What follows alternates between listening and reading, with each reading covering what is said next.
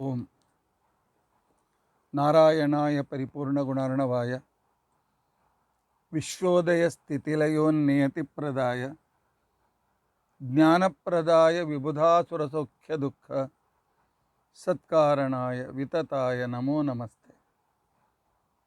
ಅಭ್ರಮಂ ಭಂಗರಹಿತಂ ಅಜಡಂ ವಿಮಲಂ ಸದಾ ಆನಂದತೀರ್ಥಮತುಲಂ ಭಜೆ ತಾಪತ್ರಯಾಪ. ಭವತಿ ಯದನುಭಾವಾದೇಡಮೂಕೋಪಿ ವಾಗ್ಮಿ ಜಡಮತಿರಪಿ ಜಂತುರ್ಜಾಯತೆ ಪ್ರಾಜ್ಞಮೌಲಿಃ. ಸಕಲವಚನಚೇತೋ ದೇವತಾ ಭಾರತೀ ಸಾ ಮಮ ವಚಸಿ ನಿಧತ್ತಾಂ ಸನ್ನಿಧಿಂ ಮಾನಸೇ ಚ. ಅಸ್ಮದ್ಗುರು ಸಮಾರಂಭಾಂ ಟೀಕಾಕೃತ್ಪಾದಮಧ್ಯಗಾಂ ಶ್ರೀಮದಾಚಾರ್ಯಪರ್ಯಂತಾಂ ವಂದೇ ಗುರುಪರಂಪರಾ. ವಿದ್ಯಾಯಾಂ ವಿಬುಧಾಚಾರ್ಯಂ ವೇದಜ್ಞಾನಾಬ್ಧಿಚಂದಿರಂ ದುರ್ಮತಧ್ವಾಂತಮಾರ್ತಾಂಡಂ ಸತ್ಯಧ್ಯಾನಮುನಿಂ ಭಜೆ. ಪಂಚಾಶದ್ವರ್ಷಪರ್ಯಂತಂ ಸತತಂ ರಾಮಪೂಜಕಃ ಶ್ರೀ ಸತ್ಯಪ್ರಮೋದ ಗುರುರಾಟ್.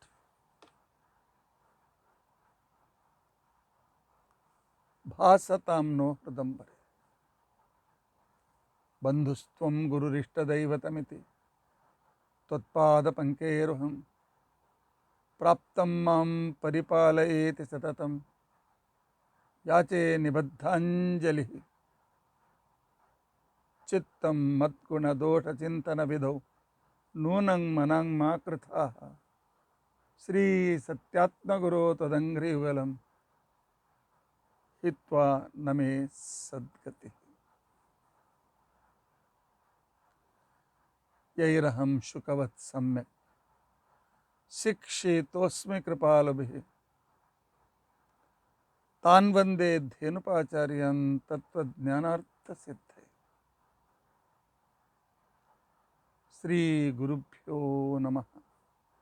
ಹರಿ ಓಂ ಹರಿ ಓಂ ಹರಿ ಓಂ. ಸ್ವಸ್ತಿಸ್ತು. ಅಷೇಢಸನ್ಮಂಗಲಾನಿ ಸಂತು. ಶ್ಲೋಕೈಕಶ್ರವಣಪಠನಮಾತ್ರೇಣ ವಕ್ತುಶ್ಚ ಶ್ರೋತॄಣಾಂ ನಿಖಿಲ ಕಲಿಕೃತ ಕಲ್ಮಷಾಪನೋದನಪಟುತರೆ ಧರ್ಮಾದ್ಯಖಿಲ ಪುರುಷಾರ್ಥ ಸಾಧನೀಭೂತೆ. ಅದ್ಯ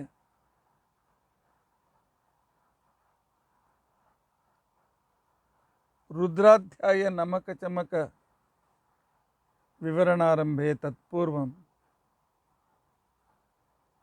ಬೃಹತಿ ಸಹಸ್ರ ಮಹಿಮಾ ವಿವರಣಾರಂಭೆ ಸತಿ ಕಿಂಚಿತ್ ಪೂರ್ವಕಥಾನುವಾದಃ. ಹರಿ ಓಂ ಹರಿ ಓಂ ಹರಿ ಓಂ. ಹರೇ ರಾಮ ರಾಮ ರಾಮ ಹರೇ ಹರೇ. ಹರೇ ಕೃಷ್ಣ ಕೃಷ್ಣ ಕೃಷ್ಣ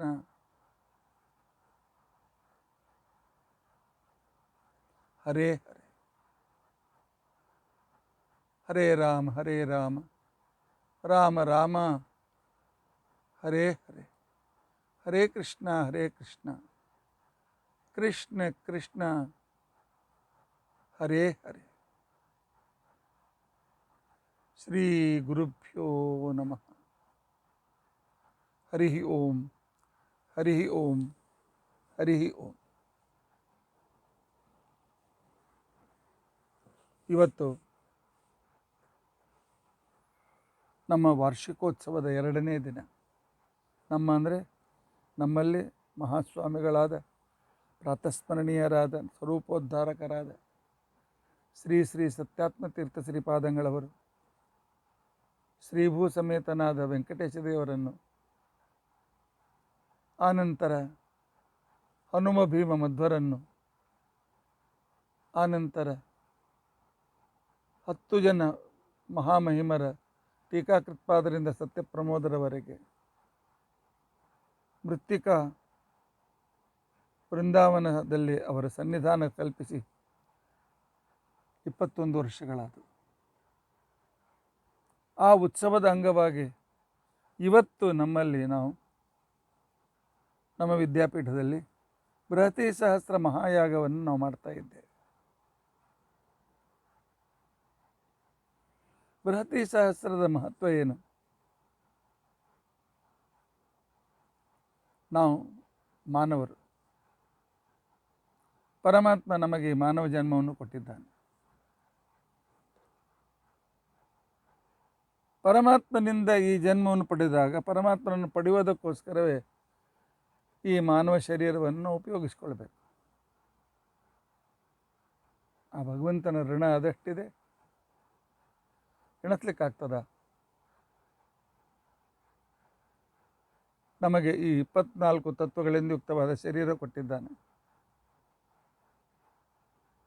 ಪಂಚ ಜ್ಞಾನೇಂದ್ರಿಯ, ಪಂಚಕರ್ಮೇಂದ್ರಿಯ, ಪಂಚಮಹಾಭೂತ, ಪಂಚತನ್ಮಾತ್ರ, ಮನಸ್ಸು, ಬುದ್ಧಿ, ಮಹತ್ತತ್ವ, ಅಹಂಕಾರ ತತ್ವ, 24 ತತ್ವಗಳಿಂದ ಈ ಶರೀರವನ್ನು ತಯಾರು ಮಾಡಿ ಅದಕ್ಕೆ ತತ್ವಾಭಿಮಾನಿಗಳನ್ನು ನೇಮಿಸಿ ತಾನು ಕೇಶವಾದಿ 24 ರೂಪಗಳಿಂದ ನಮ್ಮ ಶರೀರದಲ್ಲಿ ವಾಸ ಮಾಡಿ ನಮ್ಮ ಪ್ರತಿಯೊಂದು ಕ್ರಿಯೆ, ನೋಡುವ, ಕೇಳುವ, ಕಣ್ಣು ರೆಪ್ಪೆ ಹಾಕುವ, ವಿಚಾರ ಮಾಡುವ, ಕೈಯಿಂದ ಕಾಲಿನಿಂದ ಒಟ್ಟು ಏನೇ ಮಾಡ್ತಾ ಇರೋ ಕ್ರಿಯೆಗಳನ್ನು ಮಾಡ್ತಾ ಇದ್ದರೂ ಕೂಡ ಎಲ್ಲೋ ಭಗವಂತನೇ ಬಿಂಬರೂಪಿಯಾಗಿ ನಿಂತುಕೊಂಡು ನಮ್ಮ ಕಡೆಯಿಂದ ಇದನ್ನು ಮಾಡಿಸ್ತಾ ಇದ್ದಾನೆ. ಶರೀರ ತಾನಾಗಿ ಏನು ಮಾಡಿತು? ಇಲ್ಲ, ಜೀವ ಇದ್ದರೆ ಆಗ್ತದೆ ಎಂದು. ಜೀವ ಇದ್ದರೂ ಆಗೋದಿಲ್ಲ. ದೇವರು ಇದ್ದರೆ ಜೀವ ಈ ಶರೀರದಲ್ಲಿರ್ತಾನೆ. ವಾಯುದೇವರು ದೇವರು ಹೊರಟ್ರೆ ಶರೀರ ಜೀವ ಬಿಟ್ಟು ಹೋಗ್ತಾನೆ. ಜೀವ ನೋಡ್ತಾ ಇರ್ತಾನೆ, ತನ್ನ ಬಂಧುಗಳು ತನ್ನ ಶರೀರವನ್ನು ಕಟ್ಟಿ ಬೆಂಕಿಯ ಮೇಲೆ ಇಟ್ಟಿದ್ದನ್ನು ನೋಡ್ತಾ ಇರ್ತಾನೆ ಜೀವ. ಆ ಶರೀರದಲ್ಲಿ ಹೋಗ್ಲಿಕ್ಕೆ ಆಗೋದಿಲ್ಲ ಅವನಿಗೆ. ದೇವರ ಸಹಾಯ ಇಲ್ಲದೆ ಇದ್ರೆ ಆಗೋದಿಲ್ಲ. ವಾಯುದೇವರು ದೇವರು ಬರದೇ ಹೊರತು ಅವನು ಆಗೋದಿಲ್ಲ. ಅಷ್ಟು ನಾವು ಪರಾಧೀನರು, ಅಷ್ಟು ಭಗವಂತನಿಂದ ಉಪಕಾರವನ್ನು ಪಡೆದಿರತಕ್ಕಂಥವರು. ಅವನ ಆಜ್ಞೆಯನ್ನು ಪರಿಪಾಲಿಸುವುದೇ ನಮ್ಮ ಜೀವನದ ಉದ್ದೇಶವಾಗಿರಬೇಕು. ದಿನಾಲು ಬಂದು ಭಗವಂತ ಹೀಗೆ ಮಾಡು ಹಾಗೆ ಮಾಡು ಅಂತೇಳಿ ಆರ್ಡರ್ ಮಾಡೋದಿಲ್ಲ. ಸ್ಮೃತಿ ಸ್ಮೃತಿ ಮಮೈವಾಜ್ಞೆ ಯಹ ಉಲ್ಲಂಘ್ಯ ಪ್ರವರ್ತತೆ. ಪರಮಾತ್ಮ ಹೇಳ್ತಾನೆ, ದಿನಾಲು ಬಂದು ನಿಮ್ಗೆ ನಾನು ಹೇಳೋದಿಲ್ಲ, ಹೇಳು, ಹೋಗಿ ಬಾತ್ರೂಮ್ಗೆ ಹೋಗು, ಸ್ನಾನ ಮಾಡು, ಹೀಗೆ ಬಂದು ದೇವರು ಹೇಳೋದಿಲ್ಲ. ವೇದಗಳಲ್ಲಿ, ಶಾಸ್ತ್ರಗಳಲ್ಲಿ ಆಜ್ಞೆಯನ್ನು ಮಾಡಿದ್ದಾನೆ. ನೀವು ಹೀಗೆ ಮಾಡಿ ಪುಣ್ಯವಂತರಾಗ್ತೀರಿ, ನನ್ನ ಅನುಗ್ರಹಕ್ಕೆ ಪಾತ್ರರಾಗ್ತೀರಿ. ಈ ರೀತಿಯಾಗಿ ನನ್ನ ಆಜ್ಞೆಯನ್ನು ಬಿಟ್ಟರೆ, ಹೀಗೆ ಮಾಡದೇ ಇದ್ದರೆ ನನ್ನ ಆಜ್ಞೆಯನ್ನು ನೀವು ಮೀರಿದವರಾಗಿ ಆಗ ದುಃಖಕ್ಕೆ ಕಾರಣೀಭೂತರಾಗ್ತೀರಿ ಅಂತ ನನ್ನ ಪರಮಾತ್ಮ ಹೇಳಿದ್ದಾನೆ. ಇಂಥ ಭಗವಂತ ನಮಗೆ ಜ್ಞಾನವನ್ನು ಕೊಡೋದಕ್ಕೋಸ್ಕರ ವೇದಗಳನ್ನು ಓದಲಿಕ್ಕೆ, ಬ್ರಹ್ಮಸೂತ್ರಾದಿಗಳನ್ನು ಓದಲಿಕ್ಕೆ ನಾವು ಅಸಮರ್ಥರಾದದ್ದನ್ನು ಕಂಡು ವೇದಗಳಿಗಿಂತಲೂ ಹೆಚ್ಚು ವಿಷಯಗಳನ್ನು ಸೇರಿಸಿ ಮಹಾಭಾರತವನ್ನು ರಚನೆ ಮಾಡ್ತಾನೆ ಶ್ರೀಹರಿ. ಅದಕ್ಕೆ ನಾರಾಯಣ ಅಷ್ಟಾಕ್ಷರ ಕಲ್ಪ ಅಂತಿಕೊಂಡಂಥ ಒಂದು ಗ್ರಂಥ ಹೀಗೆ ಹೇಳ್ತದೆ, ವೇದಾದಪಿ ಪರಂ ಚಕ್ರೆ ಮಹಾಭಾರತಮುತ್ತಮಂ. ವೇದ ತಿಳಿಯಲಿಕ್ಕೆ ಕಠಿಣ, ಆದರೆ ಕಥೆಯ ರೂಪದಿಂದ ವೇದದ ಸಾರವನ್ನು ಹೇಳಲಿಕ್ಕೆ ಹೊರಟಿರ್ತಕ್ಕಂಥದ್ದು ಶ್ರೀಮನ್ ಮಹಾಭಾರತ. ಮಹಾಕೂರ್ಮ ಪುರಾಣ ಅಂತಿಕೊಂಡಂತಿದೆ. ಅದು ಹೇಳ್ತದೆ, ಮನುಷ್ಯ ತನ್ನ ಜೀವನವನ್ನು ಸಫಲ ಮಾಡಿಕೊಳ್ಳಬೇಕಾಗಿದ್ದರೆ ಮಹಾಭಾರತ ಗ್ರಂಥವನ್ನು ಪುನಃ ಪುನಃ ಓದಬೇಕು. ಪೂರ್ತಿಯಾಗಿ ಅದನ್ನು ಓದಲಿಕ್ಕೆ ಆಗದೇ ಇದ್ದರೂ ಕೂಡ ಭಾರತಂ ಸರ್ವಶಾಸ್ತ್ರೇಷು, ಎಲ್ಲ ಶಾಸ್ತ್ರಗಳಲ್ಲಿ ಮಹಾಭಾರತ ಶ್ರೇಷ್ಠ. ಉಳಿದ ಶಾಸ್ತ್ರಗಳು ನಿರ್ಣಯ ಗ್ರಂಥಗಳು, ಇದು ನಿರ್ಣಾಯಕ ಗ್ರಂಥ. ಅದರಲ್ಲಿಯೂ ಕೂಡ ಅದರ ಸಾರಭಾಗವಾಗಿರ್ತಕ್ಕಂಥ ಭಾಗ ಯಾವುದು? ಭಗವದ್ಗೀತಾ. ಭಾರತೆ ಗೀತಿಕಾವರ. ಭಗವದ್ಗೀತೆಯ ಜೊತೆಯಲ್ಲಿ ಮಹಾಭಾರತದ ಇನ್ನೊಂದು ಮಹತ್ವಪೂರ್ಣವಾದ ಭಾಗ ಅಂತ ತಿಳ್ಕೊಂಡಂತಂದರೆ ವಿಷ್ಣು ಸಹಸ್ರನಾಮಂಚ. ಭಗವಂತನ ಸಹಸ್ರನಾಮ ಅಂತ ತಿಳ್ಕೊಂಡಂತೇನಿದೆ, ಭಗವತ್ ಸಹಸ್ರನಾಮ ಅಂತ ತಿಳ್ಕೊಂಡಂತೇನಿದೆ, ವಿಷ್ಣು ಸಹಸ್ರನಾಮ ಅಂತ ತಿಳ್ಕೊಂಡಂತೇನಿದೆ ಅಲ್ಲ, ಇದು ಅತಿ ಶ್ರೇಷ್ಠವಾಗಿ ಭಗವಂತನಿಗೆ ಅತ್ಯಂತ ಪ್ರಿಯವಾಗಿರ್ತಕ್ಕಂಥ ಗ್ರಂಥವಾಗಿದೆ. ಆದ್ದರಿಂದಾಗಿ ಮಹಾಕೂರ್ಮ ಪುರಾಣ ಹೇಳ್ತಾರೆ, ವಿಷ್ಣು ಸಹಸ್ರನಾಮ ಭಾರತೆ ಗೀತಿಕಾವರ ವಿಷ್ಣು ಸಹಸ್ರನಾಮಾಪಿ ಜ್ಞೇಯಂ ಪಠ್ಯಂಚ ತದ್ವಯಂ. ಭಗವದ್ಗೀತಾ ವಿಷ್ಣು ಸಹಸ್ರನಾಮ ದಿನಾಲೂ ಪಾರಾಯಣ ಮಾಡಿ. ಗುರುಗಳ ಹತ್ರ ಹೋಗಿ ಅದರ ಅರ್ಥವನ್ನು ತಿಳಿದುಕೊಳ್ಳಿ. ಅದರ ಅರ್ಥಾನುಸಂಧಾನವನ್ನು ಮಾಡೋದಕ್ಕೋಸ್ಕರ ಪ್ರಯತ್ನಿಸಿ ಅಂತ ಹೇಳಿ ಮಹಾಕೂರ್ಮ ಪುರಾಣ ನಮಗೆ ವಿಶೇಷವಾದ ರೀತಿಯಲ್ಲಿ ಮಾರ್ಗದರ್ಶನ ಮಾಡ್ತದೆ, ಆಜ್ಞೆಯನ್ನು ಮಾಡ್ತದೆ. ಬ್ರಹ್ಮಾಂಡ ಪುರಾಣ ಹೇಳ್ತದೆ, ನ ಭಾರತ ಸಮಂ ಶಾಸ್ತ್ರಂ. ಮಹಾಭಾರತಕ್ಕೆ ಸಮವಾದ ಶಾಸ್ತ್ರವಿಲ್ಲ. ಆದರೆ ಆ ಮಹಾಭಾರತದಲ್ಲಿಯೂ ಕೂಡ ಶಾಸ್ತ್ರೇಷು ಭಾರತಂ ಸಾರಂ, ಸಕಲ ಶಾಸ್ತ್ರದ ಸಾರ ಮಹಾಭಾರತ. ಅದರ ಸಾರರೂಪವಾದ ಭಾಗ, ಭಗವನ್ ಮಹಿಮಾರೂಪವಾದಂಥ ಭಾಗ ವಿಷ್ಣು ಸಹಸ್ರನಾಮ.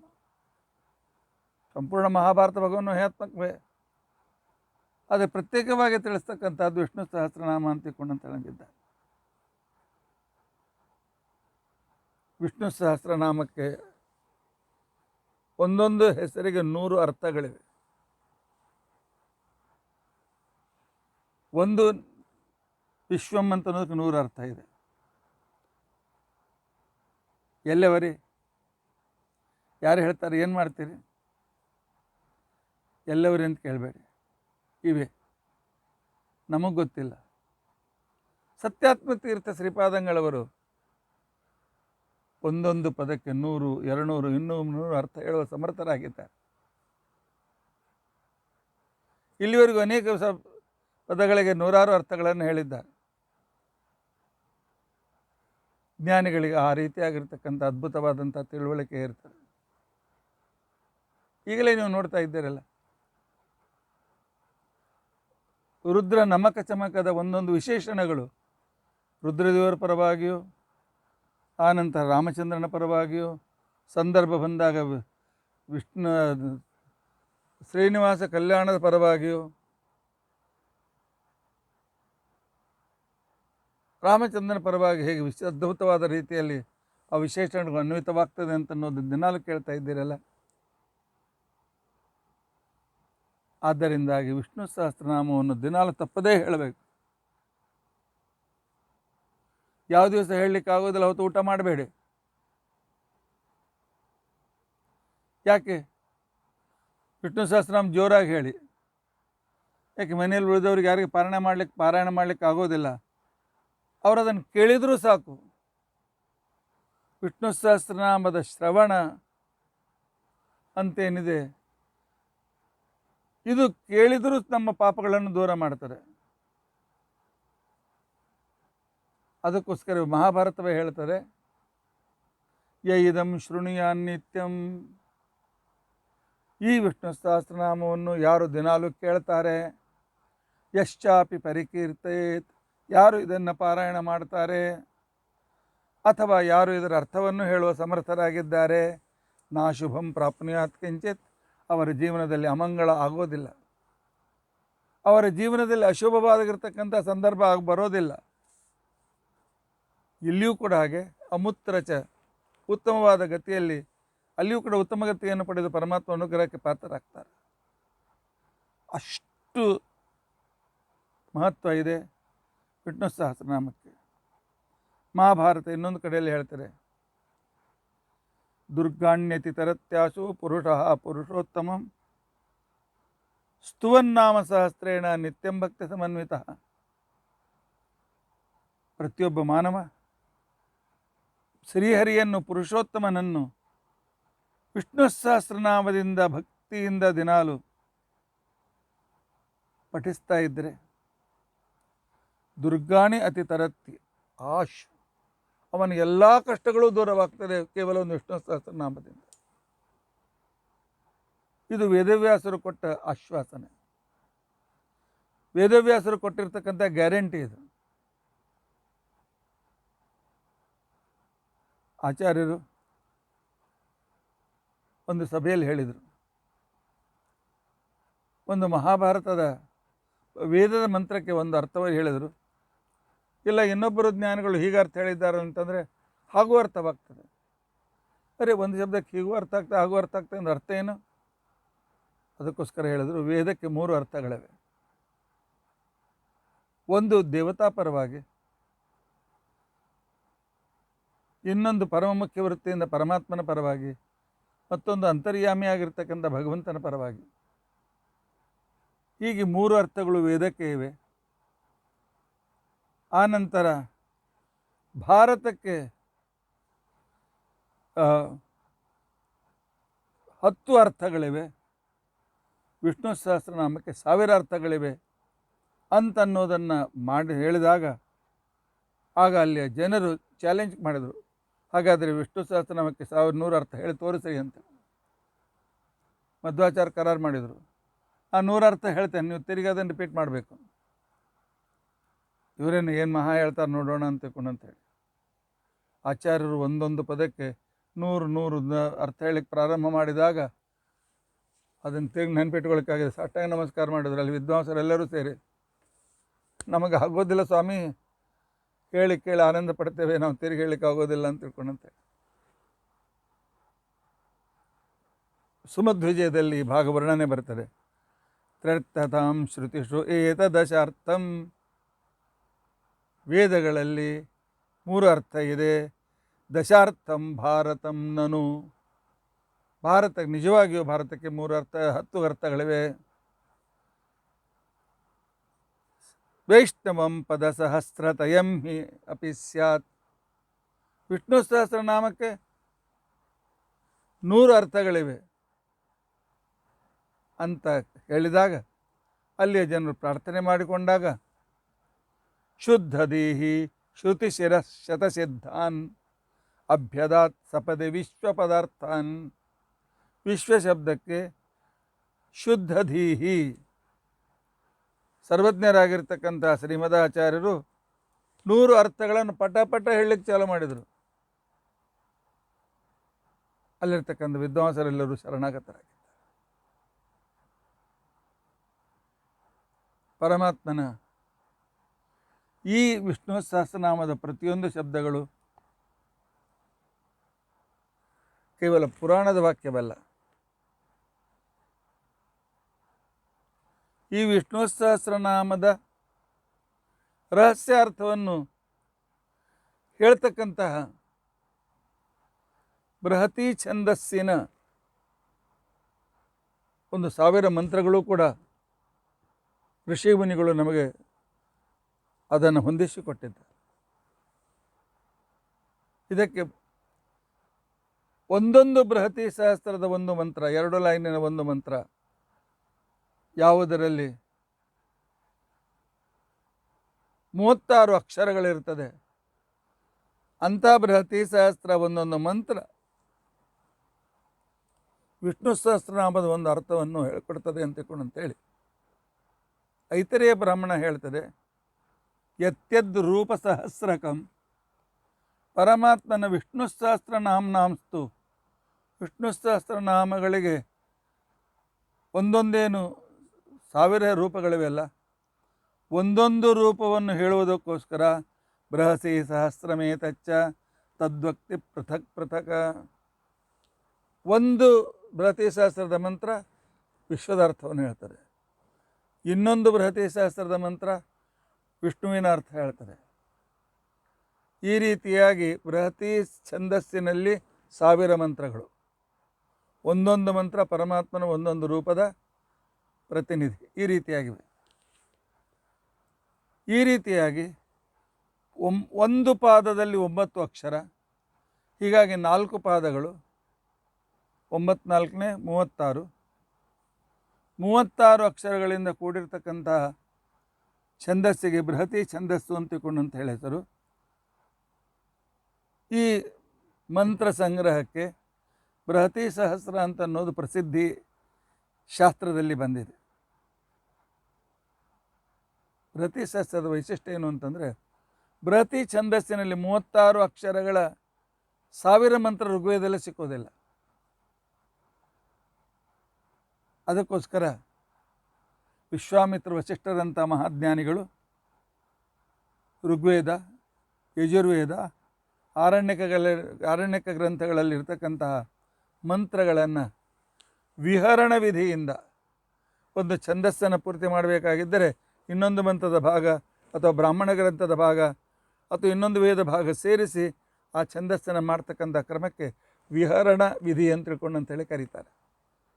ವಿಹರಣ ವಿಧಿಯಿಂದ ಸಂಗ್ರಹ ಮಾಡಿದ 36 ಅಕ್ಷರಗಳಿಂದ ಕೂಡಿದ ಒಂದು 1000 ಮಂತ್ರಗಳ ಅನುಸಂಧಾನ ಸಂಗ್ರಹ ವಿಶ್ವಾಮಿತ್ರ ವಸಿಷ್ಠಾದ ಋಷಿಗಳು ಮಾಡಿ ದಿನಾಲು ಪರಮಾತ್ಮನ ಸ್ತೋತ್ರ ಮಾಡ್ತಾಯಿದ್ರು. ಒಂದು ಸಲ ಇಂದ್ರ ವಿಶ್ವಜಿತ್ ಅಂತನ್ನೋ ಒಂದು ಯಾಗವನ್ನು ಮಾಡಿದ. ಈ ವಿಶ್ವಜಿತ್ ಯಾಗದಲ್ಲಿ ಮಾಧ್ಯಂದಿನ ಸಮನ ಮಧ್ಯಾಹ್ನ ಕಾಲದಲ್ಲಿ ಮಾಡ್ತಕ್ಕಂತಹ ಹೋಮಕ್ಕೆ ನಿಷ್ಕೈವಲ್ಯ ಅಂತಿಕೊಂಡಂತನ್ನೋ ಹೆಸರಿನ ಮಂತ್ರಗಳನ್ನು ಪಠನೆ ಮಾಡಲಾಗ್ತದೆ. ಆ ಶಸ್ತ್ರಮಂತ್ರಗಳೇ ಬೃಹತಿ ಸಹಸ್ರ ಮಂತ್ರಗಳು. ಇವುಗಳಲ್ಲಿ 36 ಅಕ್ಷರಗಳಿವೆ. 36 ಅಕ್ಷರದಲ್ಲಿ ನಮ್ಮಲ್ಲಿ ವ್ಯಂಜನ ಸ್ವರಸಹಿತವಾಗಿಯೇ ಇರ್ತದೆ. ಕ ಅಂದರೆ ಕ ಮತ್ತು ಅ ಸೇರಿ ಕ, ಕ ಅಂದರೆ ಕ ಮತ್ತು ಆ ಸೇರಿ ಕ. ಹೀಗೆ ಸ್ವರಸಹಿತವಾಗಿ ವ್ಯಂಜನ ಇರೋದರಿಂದಾಗಿ 36 ಅಕ್ಷರಗಳು ಅಂದರೆ 36 ವ್ಯಂಜನಗಳು ಮತ್ತು 36 ಸ್ವರಗಳು. ಹೀಗಾಗಿ ಒಂದು ಬೃಹತಿ ಸಹಸ್ರ ಮಂತ್ರದಲ್ಲಿ 72 ವ್ಯಂಜನ ಮತ್ತು ಸ್ವರಗಳು ಸೇರಿ 72 ಆಯಿತು. ಇಂತಹ 1000 ಮಂತ್ರಗಳು ಅಂದರೆ 72,000 ಅಕ್ಷರಗಳಾದವು. ಒಂದು ವ್ಯಂಜನ ಒಂದು ಸ್ವರ. 72,000 ಈ ಅಕ್ಷರ ಸ್ವರ ಮತ್ತು ವ್ಯಂಜನಗಳು ಮನುಷ್ಯನ ಜೀವನದ 100 ವರ್ಷದ ದ್ಯೋತಕವಾಗಿವೆ. ಯಾಕೆ? ಒಬ್ಬ ಮನುಷ್ಯನಿಗೆ 100 ವರ್ಷ ಆಯುಷ್ಯ ಅಂತಿಕೊಂಡಂತನ್ನೋದು ದೇವರ ಸಂಕಲ್ಪ. ಆದರೆ ನಾವು 100 ವರ್ಷ ಎಲ್ಲಿ ಜೀವಂತ ಇರ್ತೇವೆ? 100 ವರ್ಷ ನಾವು ಹೇಗೆ ಬಾಳ್ಲಿಕ್ಕೆ ಸಾಧ್ಯತೆ ಇದೆ ಅಂತನ್ನುವ ಪ್ರಶ್ನೆ ಬಂದಾಗ ಆ ಕಾಲದಲ್ಲಿ ಲೆಕ್ಕ ಈ ರೀತಿಯಾಗಿದೆ. ನಮ್ಮ ಒಂದು ವರ್ಷದಲ್ಲಿ 360 ದಿನಗಳು. 100 ವರ್ಷ ನಾವು ಜೀವಿತ ಇದ್ದರೆ ಎಷ್ಟು ದಿನಗಳಾಗ್ತದೆ? 36,000 ದಿನಗಳಾಗ್ತದೆ. 36,000 ದಿನಗಳಲ್ಲಿ 36,000 ಹಗಲುಗಳಿವೆ, 36,000 ರಾತ್ರಿಗಳಿವೆ. ಹಾಗೆ 36,000 ಹಗಲು 36,000 ರಾತ್ರಿಗಳನ್ನು ಸೇರಿಸಿದರೆ 72,000 ಸಂಖ್ಯೆ ಬಂತು. ಅಂದರೆ ಮನುಷ್ಯನ ಜೀವನದಲ್ಲಿ 36,000 ಹಗಲುಗಳು, 36,000 ರಾತ್ರಿಗಳು. ಈ ಆಯುಷ್ಯವನ್ನು ನಾವು ಸಾರ್ಥಕ ಮಾಡಿಕೊಳ್ಳಬೇಕಾಗಿದ್ದರೆ ಈ 36,000 ವೈಶಿಷ್ಟ್ಯ ಏನು ಅಂದರೆ, ನಮ್ಮ ಶರೀರದ ಪುರುಷನೇ ಇರಲಿ ಸ್ತ್ರೀಯರೇ ಇರಲಿ, ಪುರುಷನ ಪ್ರತಿಯೊಬ್ಬನ ಬಲಬದಿಯಲ್ಲಿ 36,000 ಪುರುಷನಾಡಿಗಳು ಇವೆ. ಅಲ್ಲಿ ಪರಮಾತ್ಮ ಪುರುಷ ರೂಪದಿಂದ ಇದ್ದು ನಮ್ಮ ನಾಡಿಯ ಯೋಗಕ್ಷೇಮ ನೋಡ್ಕೊಳ್ತಾನೆ. ಈ ಕಡೆಗೆ 36,000 ಸ್ತ್ರೀನಾಡಿಗಳಿವೆ. ಅಲ್ಲಿ ಪರಮಾತ್ಮ ಲಕ್ಷ್ಮೀ ಸಹಿತನಾಗಿ ಸ್ತ್ರೀ ರೂಪದಿಂದ ಆ ನಾಡಿಗಳ ಯೋಗಕ್ಷೇಮವನ್ನು ನೋಡಿಕೊಳ್ತಾನೆ. ಒಂದು ದಿನಕ್ಕೆ 2 ನಾಡಿ ಖರ್ಚಾಗ್ತದೆ. ಹೀಗಾಗಿ 100 ವರ್ಷ ನಮಗೆ ಆಯುಷ್ಯ. ಅದು 100 ವರ್ಷ ಆಯುಷ್ಯ ನಮಗೆ ಇರೋದಿಲ್ಲ. ಯಾಕೆ ಇರೋದಿಲ್ಲ? ಹೆಚ್ಚು ಊಟ ಮಾಡಿದಾಗ ಬರ್ತದೆ. ಅವತ್ತು ನಮ್ಮ ನಾಡಿಗಳು 2ರ ಬದಲಾಗಿ 4 ಖರ್ಚಾಗ್ತದೆ, 8 ಖರ್ಚಾಗ್ತದೆ. ಜೋರಾಗಿ ಓಡಿದರೆ ಹಾಂ ಹಾಂ ಹಾಂ ಅಂತಕೊಂಡಂತೆ ಆಗ್ತದೆ. ಶ್ವಾಸೋಚ್ಛ್ವಾಸ ಜೋರಾಗ್ತದೆ, ಹೃದಯದ ಬಡಿತ ಹೆಚ್ಚಾಗ್ತದೆ. ಆಗ ಹೆಚ್ಚಿನ ನಾಡಿಗಳು ಖರ್ಚಾಗ್ತದೆ, ಆಯುಷ್ಯ ಕಡಿಮೆ ಆಗ್ತದೆ. ಈ ರೀತಿಯಾಗಿ ನಮ್ಮ 136,000 ಹಗಲುಗಳಿಗೆ ಪರಮಾತ್ಮನ ಪುರುಷ ರೂಪಗಳು ಅಭಿಮಾನಿ ದೇವತೆಗಳಾಗಿದ್ದಾರೆ. 36,000 ರಾತ್ರಿಗಳಿಗೆ ಎಡಬದಿಯಲ್ಲಿರ್ತಂಥ 36,000 ಸ್ತ್ರೀನಾಡಿಗಳ ನಿಯಾಮಕನಾದ ಪರಮಾತ್ಮನ ರೂಪಗಳು ರಕ್ಷಕವಾಗಬೇಕಾದ್ದರಿಂದಾಗಿ ಅವರ ರಕ್ಷಣೆಯಿಂದ ನಾವು 100 ವರ್ಷ ಬಾಳಬೇಕು ಅಂತ ನಮಗೆ ಇಚ್ಛೆ ಇದ್ದರೆ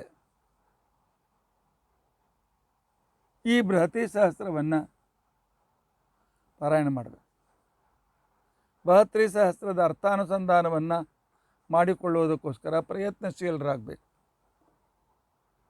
ಅದಕ್ಕೆ ಐತರೇಯ ಉಪನಿಷತ್ತು ಹೇಳ್ತಾರೆ, ತದ್ವಾ ಇದಂ ಬೃಹತಿ ಸಹಸ್ರಂ ಸಂಪನ್ನಂ.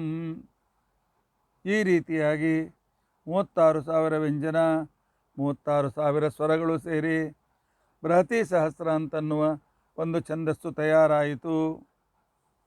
ಏತಸ್ಯ ಬೃಹತಿ ಸಹಸ್ರಸ್ಯ ಸಂಪನ್ನಸ್ಯ, ಈ ಬೃಹತಿ ಸಹಸ್ರ ರೀತಿಯಾದಂಥ ಸಂಗ್ರಹಿಸಿರ್ತಕ್ಕಂತಹ ಈ 100 ಮಂತ್ರಗಳಲ್ಲಿ 36 ಅಕ್ಷರಾಣಾಂ ಸಹಸ್ರಾಣಿ ಭವಂತಿ, 36,000 ಅಕ್ಷರಗಳು ಇದರಲ್ಲಿ ಇದೆ. ತಾವತ್ ಸಂವತ್ಸರಸ್ಯ ಅನ್ನಾಂ, ಅದರಲ್ಲಿ 36,000 ಸ್ವರಗಳು ಹಗಲಿನ ಪ್ರತಿನಿಧಿಯಾಗಿದ್ದರೆ, ವ್ಯಂಜನೇರೇವ ರಾತ್ರಿ 36,000 ವ್ಯಂಜನಗಳು ನಮ್ಮ ಜೀವನದ 36,000 ರಾತ್ರಿಗಳಿಗೆ ಅದು ಪ್ರತಿನಿಧಿಯಾಗಿವೆ. ಈ 72,000 ನಾಡುಗಳಲ್ಲಿ ಪರಮಾತ್ಮನೇ ತಾನು ಪುರುಷ ಸ್ತ್ರೀ ರೂಪದಿಂದ ಇದ್ದು ಬೃಹತಿ ಸಹಸ್ರ ಸ್ಪರ್ಶಾಂ ರುಚಾಂ, ಅವುಗಳಿಂದ ವಾಚ್ಯನಾಗಿರ್ತಕ್ಕಂಥವನು ಶ್ರೀಹರಿಯೇ ಅಂತನ್ನುವ ಮಾತನ್ನು ಆಚಾರ್ಯರು ತಂತ್ರಸಾರ ಸಂಗ್ರಹದಲ್ಲಿ ಹೇಳ್ತಾರೆ. 72 ಸಹಸ್ರಾಣಿ ನಾಡ್ಯೆ ಅನ್ಯಾಸು ಪ್ರಧಾನತಃ ಬೃಹತಿ ಸಹಸ್ರ ಸ್ಪರ್ಶಾನಾಂ ರುಚಾಂ ವಾಚ್ಯೋತ್ರ ಕೇಶವ. ಈ ಬೃಹತಿ ಸಹಸ್ರದಿಂದ ವಿಷ್ಣು ಸಹಸ್ರನಾಮ ಪ್ರಮುಖನಾದಂಥ ಪರಮಾತ್ಮನೇ ಈ ಎಲ್ಲ ಮಂತ್ರಗಳಿಂದ ವಾಚ್ಯನಾಗಿದ್ದಾನೆ. ನಾವು ಪರಮಾತ್ಮನನ್ನು ಈ ಬೃಹತಿ ಸಹಸ್ರ ಮಂತ್ರಗಳಿಂದ ಸ್ತೋತ್ರ ಮಾಡ್ತಾ ಇದ್ದರೆ, ಅವನನ್ನು ಪೂಜೆ ಮಾಡ್ತಾ ಇದ್ದರೆ, ಬೃಹತಿ ಸಹಸ್ರ ಮಂತ್ರಗಳಿಂದ ಪಾರಾಯಣ ಮಾಡ್ತಾ ಇದ್ದರೆ, ಬೃಹತಿ ಸಹಸ್ರ ಮಂತ್ರಗಳಿಂದ ನಾವು ಹೋಮವನ್ನು ಮಾಡ್ತಾ ಇದ್ದರೆ ನಮಗೆ 100 ವರ್ಷ ತಪ್ಪದೇ ದೇವರ ಪೂಜೆ ಮಾಡಿದ ಪುಣ್ಯ ಸಿಗ್ತದೆ. ತಪ್ಪದೇ ಭಗವಂತನ ಧ್ಯಾನ 100 ವರ್ಷ ಒಂದು ದಿವಸವೂ ಬಿಡದೆ ಭಗವದ್ ಧ್ಯಾನ ಮಾಡಿದ ಪುಣ್ಯ ಸಿಗ್ತದೆ. ಅದೇ ಹೇಗೆ ಬಾಲ್ಯದಲ್ಲಿ ತಿಳುವಳಿಕೆ ಇರೋದಿಲ್ಲ, ಉಪನಯನ ಆಗಿರೋದಿರೋದಿಲ್ಲ, ಅಷ್ಟು ವರ್ಷ ವ್ಯರ್ಥ ಆಗಿ ಹೋಗ್ತದೆ. ತಾರುಣ್ಯದಲ್ಲಿ ನೌಕರಿ, ಅದು ಇದು, ಹೆಂಡತಿ ಮಕ್ಕಳು. ಹಾಗಾದರೆ ನಮಗೆ 100 ವರ್ಷ ಭಗವಂತನ ಧ್ಯಾನ ಮಾಡಿರ್ತಕ್ಕಂಥ ಪುಣ್ಯ ಹೇಗೆ ಸಿಗಬೇಕು? ಅದಕ್ಕೋಸ್ಕರ ಐತರೇಯ ಆರಣ್ಯಕ ಹೇಳ್ತದೆ, 12 ಸಹಸ್ರಾಣಿ ರೂಪಾಣ್ಯೇವಂ ರಮಾಪತೆ. 72,000 ಸ್ವರವ್ಯಂಜನಗಳಿಂದ ಕೂಡಿದ 36,000 ಮಂತ್ರಗಳಿಂದ ಋಕ್ಕಗಳಿಂದ ಯುಕ್ತವಾದ ಈ ಬೃಹತಿ ಸಹಸ್ರಗಳು ಭಗವಂತನ ರೂಪಗಳು. ನಮ್ಮ ಶರೀರದಲ್ಲಿ ಪರಮಾತ್ಮ 36,000 ದಂಪತಿ ರೂಪದಿಂದ, ಲಕ್ಷ್ಮೀನಾರಾಯಣ ರೂಪದಿಂದ ನಮ್ಮ ಶರೀರದಲ್ಲಿದ್ದಾನೆ. ಬಲದಲ್ಲಿ ಶ್ರೀಹರಿ, ಬೆಳಬದಲ್ಲಿ ಲಕ್ಷ್ಮೀದೇವಿ. ಈ ಬೃಹತಿ ಸಹಸ್ರದ ಮಂತ್ರಗಳನ್ನು ನಾವು ಪಾರಾಯಣ ಮಾಡ್ತಾ ಇದ್ದರೆ, ಈ ಬೃಹತಿ ಶಾಸ್ತ್ರಗಳ ಮಂತ್ರಗಳಿಂದ ಹೋಮ ಹವನವನ್ನು ನಾವು ಮಾಡ್ತಾ ಇದ್ದರೆ ಶತವರ್ಷ ಹರಿಧ್ಯಾನ ಫಲಂ ಆಪ್ನೋತಿ ಪುರುಷಃ. 100 ವರ್ಷ ಶ್ರೀಹರಿಯ ಧ್ಯಾನದ ಫಲವನ್ನು ಅವನು ಪಡೆಯೋದಕ್ಕೋಸ್ಕರ ಸಮರ್ಥನಾಗ್ತಾನೆ.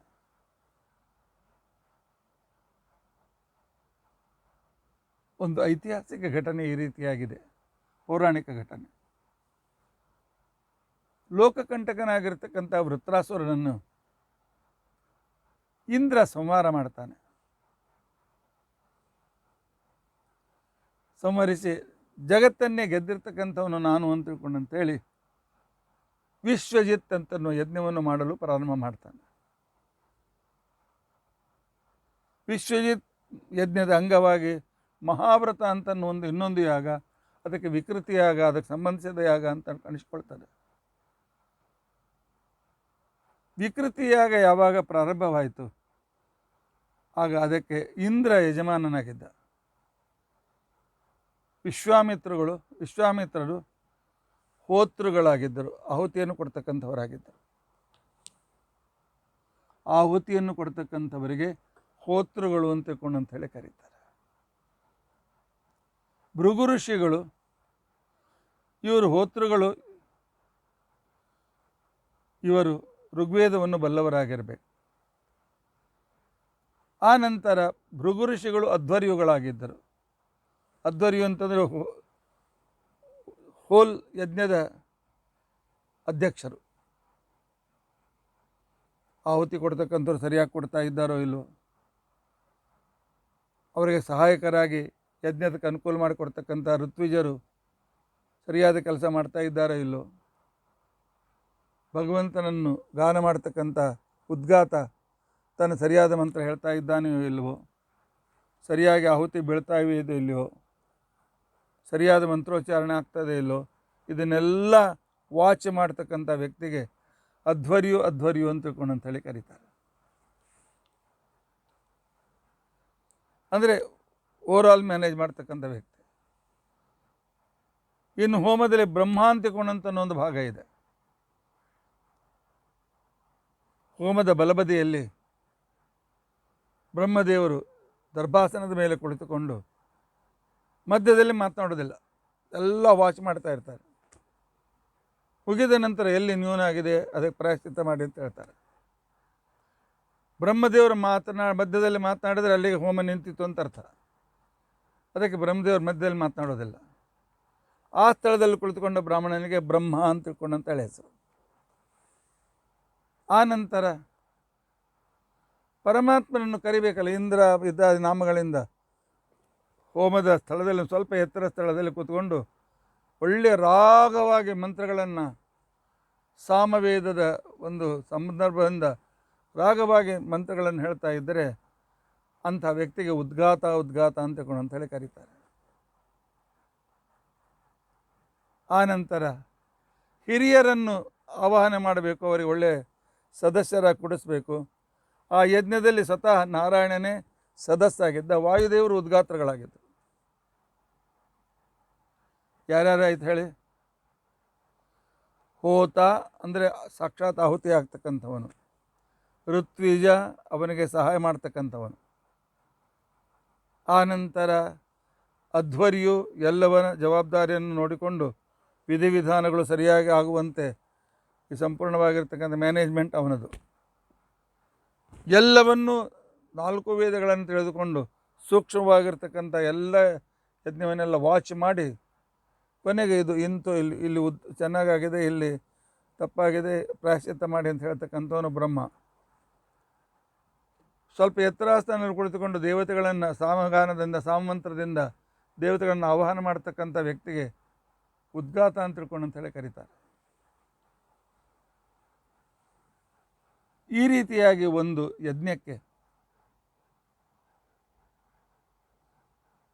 ಹೋತ ಬೇಕು, ಅಧ್ವರ್ಯು ಬೇಕು, ಋತ್ವಿಜರು ಬೇಕು, ಉದ್ಗಾತ್ರಗಳು ಬೇಕು, ಬ್ರಹ್ಮ ಬೇಕು. 5 ಜನ ಇದ್ದರೆ ಒಂದು ಹೋಮ ಆಗ್ತದೆ. ಆಚಾರ್ಯ ಒಬ್ಬರೇ ಬಂದುಬಿಡ್ರಿ, 4-5 ಜನರಿಗೆ ಎಲ್ಲಿ ದಕ್ಷಿಣೆ ಕೊಡಲಿಕ್ಕಾಗ್ತದೆ? ಬಂದು ನೀವೇ ಹೋಮ ಮಾಡಿಬಿಡಿ.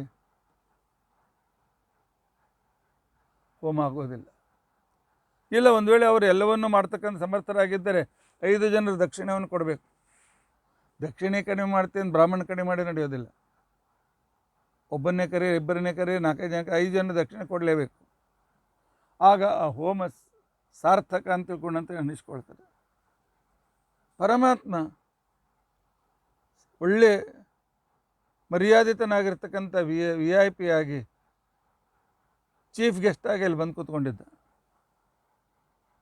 ವಿಶ್ವಾಮಿತ್ರರು ಮಧ್ಯಂದಿನ ಸಮನದಲ್ಲಿ ನಿಷ್ಕೈವಲ್ಯ ಅಂತಿಕೊಂಡಂತೇಳಿ ಶಸ್ತ್ರಮಂತ್ರಗಳಿಂದ, ಬೃಹತಿ ಸಹಸ್ರ ಮಂತ್ರಗಳಿಂದ ಭಗವಂತನನ್ನು ಯಾವಾಗ ಸ್ತೋತ್ರ ಮಾಡಲಿಕ್ಕೆ ಪ್ರಾರಂಭ ಮಾಡಿದರು,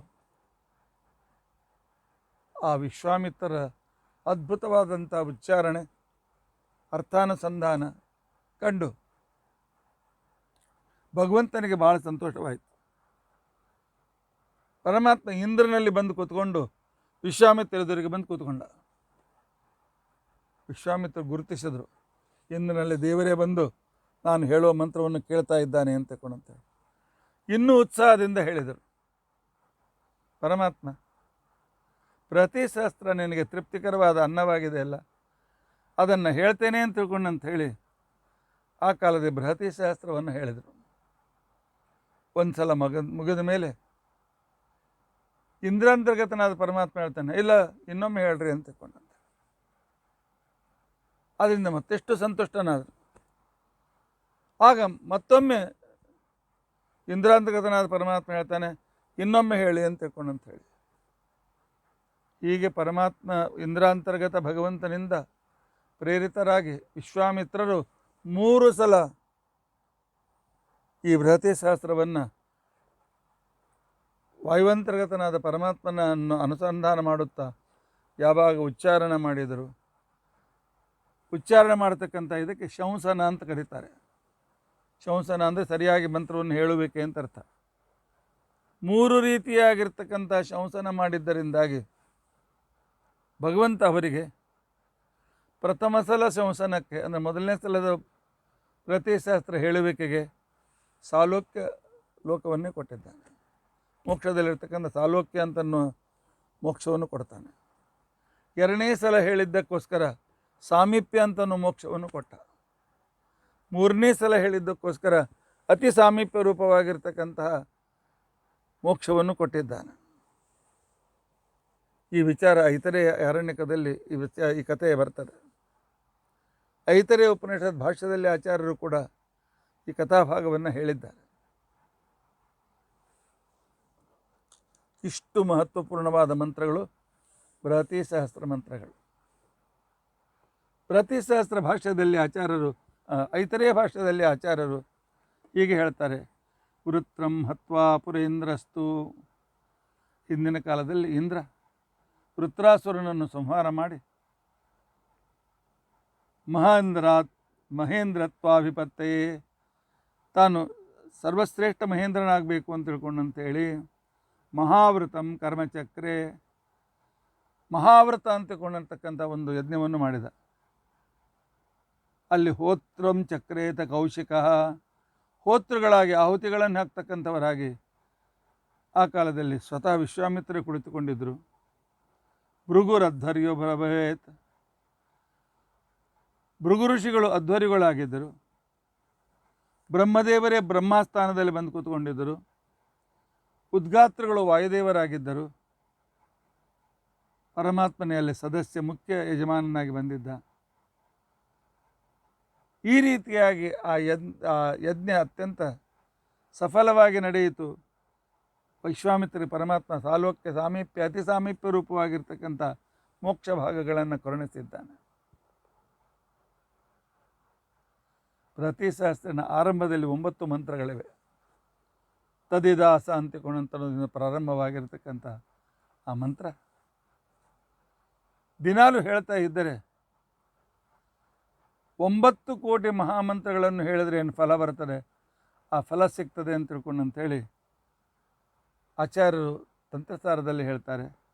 ತದಿದಾಸಂ ಜಪೇತ್ ಸೂಕ್ತಂ ಏಕವಾರಂ ದಿನೇ ದಿನೇ, ಪ್ರತಿ ದಿವಸವೂ ತದಿದಾಸ ಮಂತ್ರ ಜಪವನ್ನು ಈ ಸೂಕ್ತವನ್ನು ಹೇಳಿದರೆ ನವಭಿಹಿ ಕೋಟಿಭಿಹಿ ಮಂತ್ರೈಹಿ, 9 ಕೋಟಿ ಮಂತ್ರಗಳಿಂದ ಯತ್ ಫಲಂ ಲಭತೇತು ತತ, ಎಷ್ಟು ಫಲ ಬೇಕೋ ಆ ಒಂದು ಸೂಕ್ತದ ಪಠನೆಯಿಂದ ಸಿಗ್ತದೆ ಅಂತ ತಿಳ್ಕೊಂಡು ಹೇಳಿದ್ದಾರೆ. ಇದರರ್ಥ ಉಳಿದದ್ದು ಹೇಳಬಾರ್ದು ಅಂತಲ್ಲ, ಉಳಿದದ್ದು ಹೇಳದೇ ಆಗದಿದ್ದರೂ ಇಷ್ಟಾದರೂ ಹೇಳಬೇಕು ಅಂತ ತಿಳ್ಕೊಂಡಂದಿದ್ದಾರೆ. ಬೃಹತಿ ಸಹಸ್ರ ಹೋಮವನ್ನು ಮಾಡಬೇಕಾಗಿದ್ದರೆ ಗರುಡನ ಆಕೃತಿಯ ಹೋಮಕುಂಡವನ್ನು ತಯಾರು ಮಾಡಬೇಕಾಗ್ತದೆ. ಮುಂದೆ ಮುಖ, 2 ಕಡೆಯಲ್ಲಿ ರೆಕ್ಕೆಗಳು, ಕೆಳಭಾಗದಲ್ಲಿ ಪುಚ್ಛ, ಈ ರೀತಿಯಾಗಿ ಬೃಹತಿ ಸಹಸ್ರದ ಕುಂಡವನ್ನು ತಯಾರು ಮಾಡಬೇಕಾಗ್ತದೆ. ಯಾಕೆ ಅಂತಂದರೆ ಈ ಸ್ತಂಡಿಲದ ಮಧ್ಯಭಾಗದಲ್ಲಿ ಈ ಸ್ತಂಡದಲ್ಲಿರುವ ಮಧ್ಯಭಾಗ ಅಂತ ಏನಿದೆ ಅದಕ್ಕೆ ಆತ್ಮ ಅಂತ ತಿಳ್ಕೊಂಡಂತೇಳಿ ಹೆಸರು.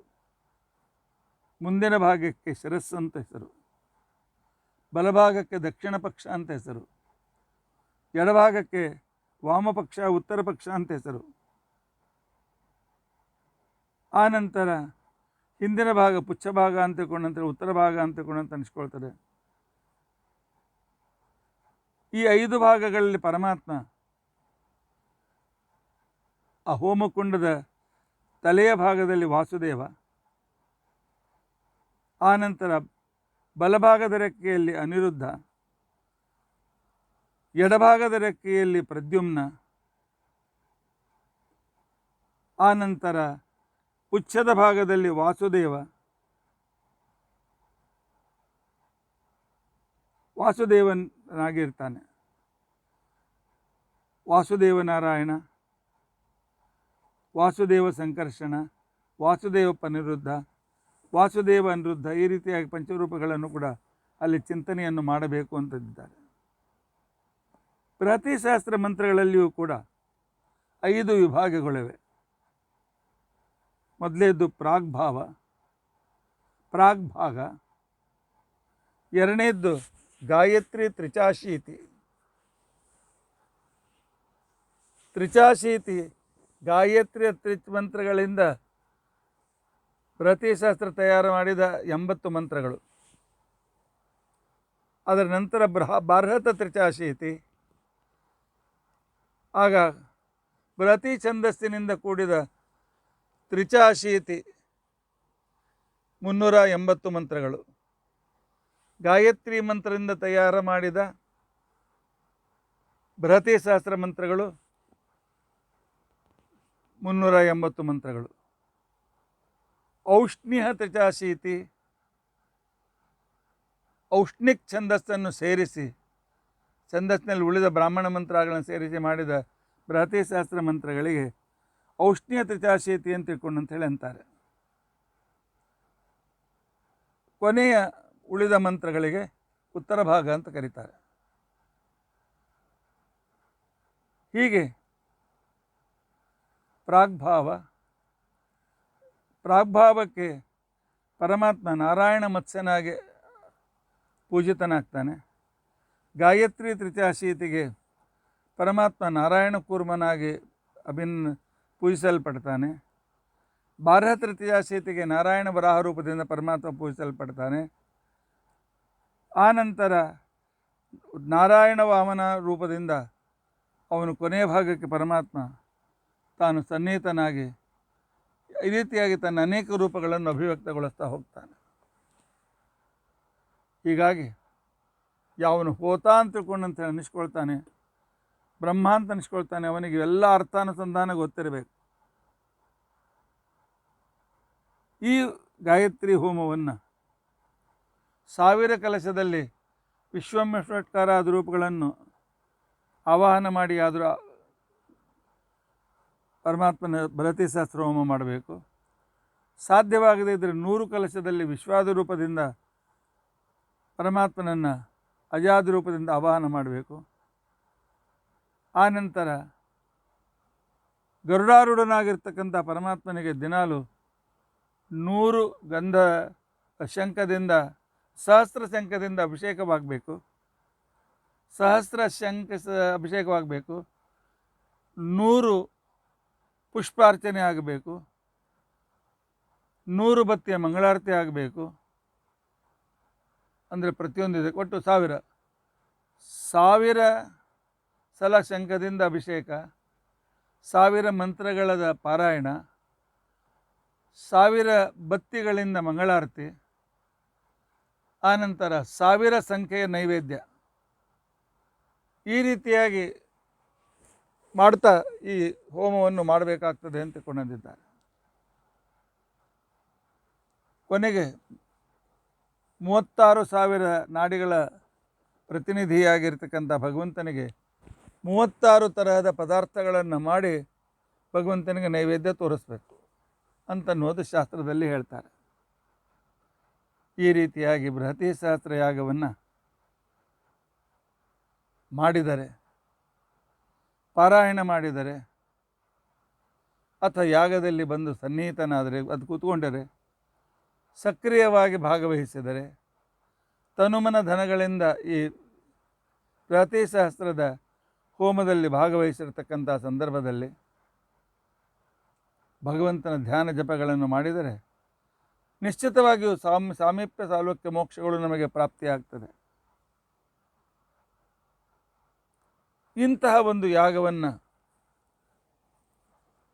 ಸ್ವತಃ ಮನೆಯಲ್ಲೇ ಮಾಡಬೇಕು ಅಂತಿಕೊಂಡಂತಂದರೆ ಈಗಿನ ದಿನಗಳಲ್ಲಿ 2-3 ಲಕ್ಷ ರೂಪಾಯಿ ಆದರೂ ಬೇಕು.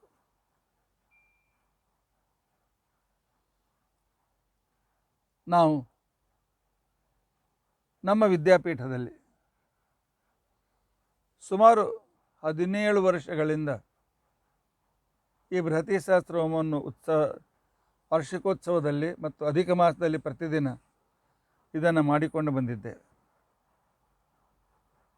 ಇಷ್ಟು ಖರ್ಚು ಎಲ್ಲಿಂದ ಮಾಡ್ತೀರಿ ಅಂತಿಕೊಂಡಂತಂದರೆ ಪರಮಾತ್ಮ ಯಾರಿಗೋ ಪ್ರೇರಣೆ ಮಾಡಿ ಯಜಮಾನರನ್ನಾಗಿ ಮಾಡಿಸಿ ಮಾಡ್ತಾನೆ. ಪೂರ್ತಿ ಯಜಮಾನರಾಗಿ ಯಜ್ಞದ ಫಲವನ್ನು ಪಡೆಯಬೇಕು ಅಂತ ಇಚ್ಛೆ ಇದ್ದರೆ ಪರಮಾತ್ಮನ 72,000 ರೂಪಗಳು, ಅದರಿಂದಾಗಿ 72,000 ರೂಪಾಯಿಗಳಿಂದ ಅದನ್ನು ಈ ಯಜ್ಞಕ್ಕೋಸ್ಕರ ಖರ್ಚು ಮಾಡಿ ಯಾಜಮಾನವನ್ನು ಗ್ರಹಿಸಿ ಮಾಡಿದರೆ ಪೂರ್ತಿ ಯಜ್ಞ ಅಂತ ಅನಿಸ್ಕೊಳ್ತಾರೆ. ಇಲ್ಲ 36,000 ನಾಡಿಗಳಿಗೆ ಪ್ರತಿನಿಧಿಯಾಗಿ 36,000 ರೂಪಾಯಿಯನ್ನು ಕೊಟ್ಟರೂ ಕೂಡ ಅದು ಹೋಮ ಯಾಜಮಾನ್ಯ ಅಂತ ಅನಿಸ್ಕೊಳ್ತಾರೆ. ಇಲ್ಲ ಎಷ್ಟು ಶಕ್ತ್ಯಾನುಸಾರವಾಗಿ ನಾವು ಪರಮಾತ್ಮ ರೂಪಚಿಂತನೆಯನ್ನು ಮಾಡಿ ಆ ರೀತಿಯಾಗಿ ಪರಮಾತ್ಮನಿಗೆ ಅನುಗ್ರಹ 28,000 ರೂಪದಿಂದ ಕೇಶವಾದಿ ಚತುರ್ಮುಖ ರೂಪದ ಚಿಂತನೆ, ಆನಂತರ 10,000 ರೂಪಾಯಿಗಳಿಂದ ಪರಮಾತ್ಮನ 10 ಅವತಾರಗಳ ಸಂಕಲ್ಪನೆ, ಈ ರೀತಿಯಾಗಿರ್ತಕ್ಕಂಥ ಕ್ರಮದಲ್ಲಿ ಪ್ರತಿ ಶಾಸ್ತ್ರದಲ್ಲಿ ಅವರು ಭಾಗವಹಿಸಬಹುದು ಅಂತ ಹೇಳಂದಿದ್ದಾರೆ. ಏನೇ ಇರಲಿ, ನಾವು ಸಾಮಾನ್ಯ ವ್ಯಕ್ತಿಗಳು.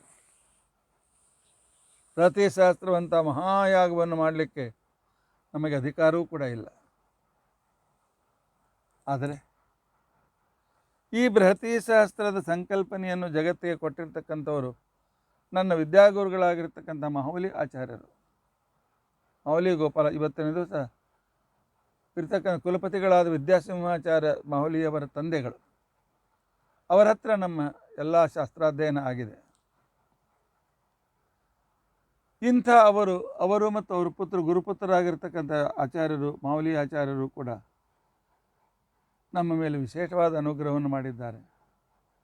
ಅಲ್ಲದೆ ಸತ್ಯಾತ್ಮ ಶ್ರೀಪಾದಂಗಳವರು ಯಾವಾಗಲೂ ತಲೆ ಮೇಲೆ ಕೈ ಇಟ್ಟು ನಾನಿದ್ದೇನೆ ಮುಂದುವರೆ ಅಂತ ತಿಳ್ಕೊಂಡಂತೇಳಿ ಅನುಗ್ರಹ ಮಾಡಿದ್ದರಿಂದಾಗಿ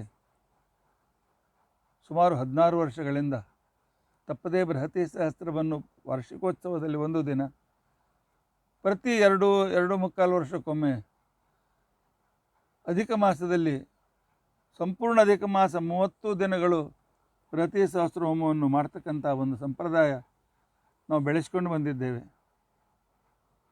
ಪರಮಾತ್ಮ ಅದನ್ನು ನಡೆಸಿಕೊಡಬೇಕು.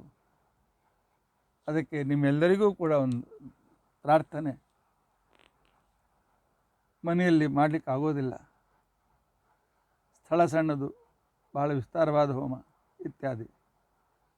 ಆಗ ಹೇಗೂ ನಮ್ಮ ವಿದ್ಯಾಪೀಠದಲ್ಲಿ ನಡೀತಾ ಇದೆ.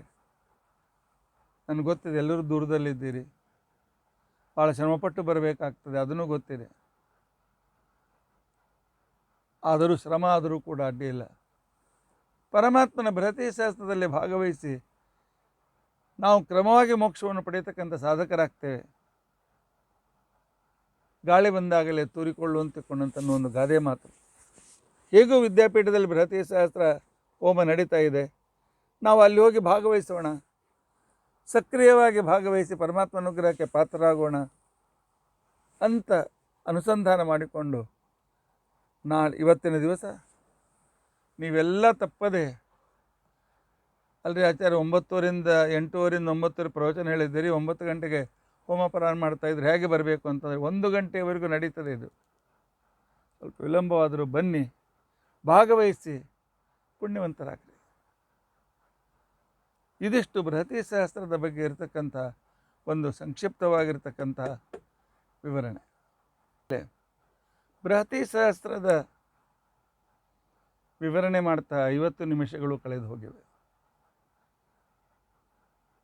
ಉಳಿದ 10 ನಿಮಿಷದ ಈ ಅಲ್ಪ ವೇಳೆಯಲ್ಲಿ ಒಂದು ರುದ್ರ ನಮಕದ ವಿಶೇಷಣದ ಅರ್ಥಾನುಸಂಧಾನವನ್ನು ನಾವು ಮಾಡಲಿಕ್ಕೆ ಪ್ರಯತ್ನಿಸೋಣ. ವಿಶಿಷ್ಟವಾಗಿರ್ತಕ್ಕಂತಹ ಪರಮಾತ್ಮನ ನಾಮ ನಮಃ ಕಾಟ್ಯಾಯ ಚ. ಪರಮಾತ್ಮನೇ ಕಾಟ್ಯಾಯ ಅಂತ ತಗೊಂಡಂತಾರೆ. ಕಾಟ್ಯಾಯ ಏನಪ್ಪ ವಿಚಿತ್ರ ಅರ್ಥ. ಸಂಸ್ಕೃತದಲ್ಲಿ ಕಟ ಶಬ್ದಕ್ಕೆ ಗತಿ ಅಂತ ಅರ್ಥ, ಗತಿ ಶಬ್ದಕ್ಕೆ ಜ್ಞಾನ ಅಂತ ಅರ್ಥ. ನಮಃ ಕಾಟ್ಯಾಯ, ಕಟ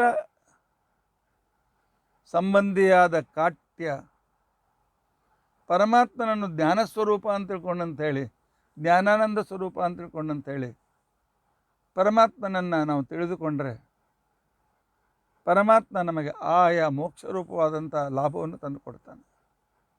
ಆದ್ದರಿಂದಾಗಿ ಭಗವಂತನಿಗೆ ಕಾಟ್ಯಾಯ ಅಂತ ತಿಳ್ಕೊಂಡಂಥೇಳಿ ಹೆಸರು. ಆನಂತರ ಕಟ ಶಬ್ದಕ್ಕೆ ಆನೆಯ ಗಂಡಸ್ಥಲ ಅಂತ ತಿಳ್ಕೊಂಡಂಥೇಳಿ ಹೆಸರು.